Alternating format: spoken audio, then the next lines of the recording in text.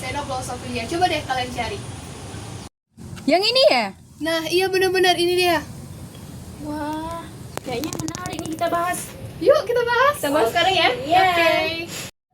Assalamualaikum warahmatullahi wabarakatuh. Kami dari kelompok 1 ingin membahas topik yang sedang booming-boomingnya, yaitu topik Xenoglossophilia. Yang artinya ketika bahasa asing terlalu sering kita gunakan di kehidupan kita sehari-hari. Baik, sebelum kami ke materi intinya, kami akan memberikan kalian pembahasan lebih mendalam. Simak terus ya. Halo teman-teman semua. Jadi kali ini kita akan membahas fenomena yang sering sekali kita temui di kehidupan kita sehari-hari. Apalagi di kalangan anak muda zaman sekarang, lebih tepatnya Gen Z. Nah, coba deh, teman-teman pasti sering mendengar bahasa campur-campur. Contohnya kayak gini.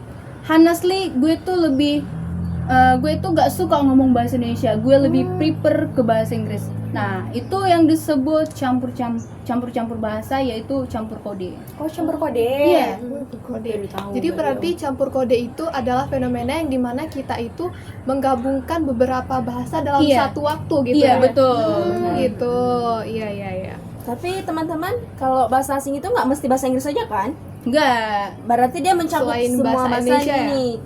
Selain dari bahasa Pokoknya Indonesia selain ya? dari bahasa Indonesia, betul. Berarti campur-campur bahasa selain itu ya. Ya. Nah, kemudian juga ini di Pira nih sering dengar kalau misalkan sekarang itu ada yang namanya tuh bahasa Jaksel. Iya bahasa Jaksel. Yang dimana tuh kalau misalkan orang-orang yang di Jakarta Selatan sana itu ngomongnya bercampur sama bahasa Inggris. Jadi itu biar kelihatan kekinian atau biar kelihatan keren gitu. ya. Iya benar. Berarti lagi viral juga dong ya. Iya bahasa Jaksel. Kalau Mipna pernah dengar teman kerabat keluarga menggunakan bahasa campur gitu, pernah nggak? Menurut Ifta pribadi sih pernah ya. Iya. Khususnya di lingkungan kita nih, kampus Oh, gitu iya, ya. pertemanan. Iya dong. Gimana Iya, tuh? Ifta dengarnya gini loh. Dia ini ngungkapin kepada temannya, misal dia ini kan rindu nih. Ya, kenapa dia bilang I miss you? Tapi kenapa dia nggak ngungkapin dengan bahasa Indonesia aja nih? Iya, Kayak, betul.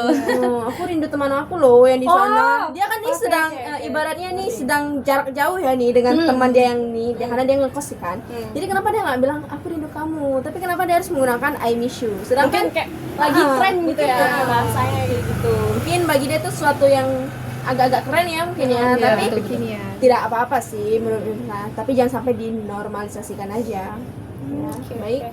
Kalau Tara, ada nggak pengalaman seperti itu? Kalau Rara sendiri sih pernah dengar teman Rara itu bilangnya gagal move on.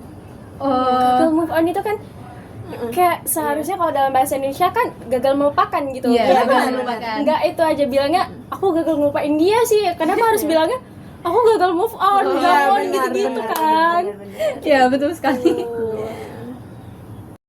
Nah, pasti ada dong dampak positif dan dampak negatifnya dari bahasa campur-campur tersebut. Menurut Pira, dari dampak positifnya apa aja? Nah, kalau menurut Pira sendiri, itu dampak positifnya misalkan kita ngomongnya itu bercampur dengan bahasa Inggris. Nah, itu bisa menambah kosakata kita.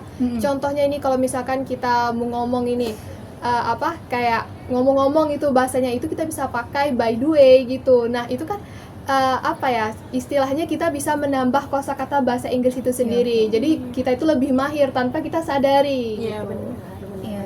Nah, kalau untuk Rara sendiri, Rara mau nambahin dari Kelvira, itu dampak positifnya, misal nih kita ke luar negeri. Iya. Nah, itu kan sering kan kalau pakai bahasa Inggris. Iya, Nah, benar. itu juga salah satu dampak positifnya. Kalau untuk Mifta sendiri, Ya, Mifta, kalau menurut Mifta sih dampak negatif ya nih. Iya, Ya, boleh dijelasin. Ya, kalau dari Mifta dampak negatifnya itu ya menurunnya standar kebahasaan Indonesia pastinya ya. Iya, Karena benar, seiringnya banyaknya waktu dan seiring bertambahnya tahun, pasti kan setiap anak-anak nih kita nih kan pasti kayak kita nih kan Gen Z nih, pasti Gen kan Z. sudah kekinian banget nih kan. Pasti mereka nih seolah sok keren dan menggunakan kata bahasa Inggris itu. Jadi semakin banyaknya bertambah tahun akan menurun nih drastis nih perkembangan bahasa kosakata Indonesia. Iya, Jadi kalau bisa ya jangan sampai menormalisasikan. bisa berbahasa Inggris itu bagus Bagus banget banget kalau sekali. ya. Tapi jangan pernah lupa ya jangan sama pernah bahasa lupa. Jangan sampai sendiri. lupa dengan Iya, bahasa kita benar. sendiri. Di sini kami juga nggak bahas untuk bahasa Inggris saja, tetapi bahasa asing juga selain betul. bahasa Inggris gitu Iya, ya, benar. teman-teman ya. Nah, teman-teman semua, walaupun kita perlu menguasai bahasa asing, tetapi kita nggak boleh melupakan bahasa kita sendiri, yaitu bahasa Indonesia. Ingat kata pepatah dalam Trigarta mengatakan bahwa utamakan bahasa Indonesia, lestarikan bahasa daerah, dan kuasai bahasa asing. Ya, sekian dari kelompok kami. Kami akhiri. Assalamualaikum warahmatullahi wabarakatuh. Ya. Bye-bye. Bye-bye semuanya. Sampai jumpa di lain waktu dengan waktu yang lebih lama lagi, karena Iya. waktu kami cuma 7 menit. Jadi gini deh pembahasan kami, singkat padat.